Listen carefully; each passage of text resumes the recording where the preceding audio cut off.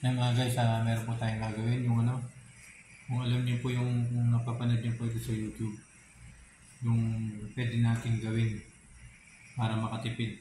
Kasi minsan ginagamit natin ito sa mga kwarto para bumango yung ating kwarto. Meron po tayong gagamiting downy. Yan. Ito po yung napaka-importante po natin ito gagamitin natin ito.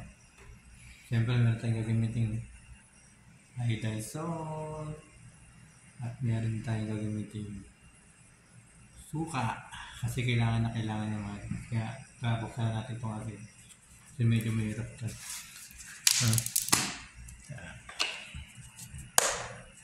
Ano ba karami natin nalagay natin? Ang buhos natin.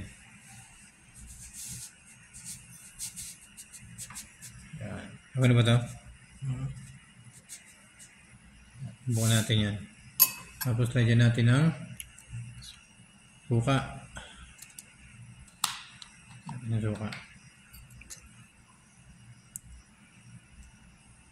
Puno. Yan. Saluluin natin. Saluluin natin muna. Pag kulang pa, lagyan natin ng kalahati. Ay! Marami. Pwede na yan. Lagyan natin. Tapos lagyan natin ng mga ilang mga ilang ganito kaya, no? Lagyan natin isang takip. Uy! Oops! Lagyan natin. Ayan mga guys.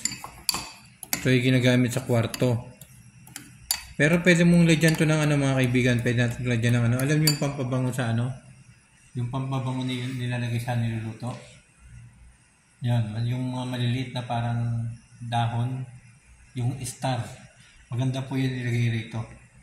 Para mas lalong bumango. Huliin po natin mga guys.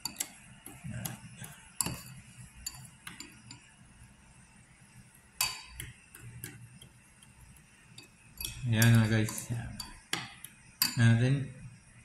Ito na po mga guys ang ilalagay natin sa Pero kapag naubos to, pwede natin mag-refill. Mag-refill tayo. Ilang linggo? 2 hanggang 2 weeks.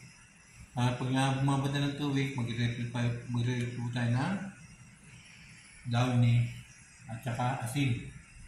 Yan, kaya subukan nyo ito mga guys kasi magiging mabango ang inyong mga kwarto. Yan. Bango di ba? Bango.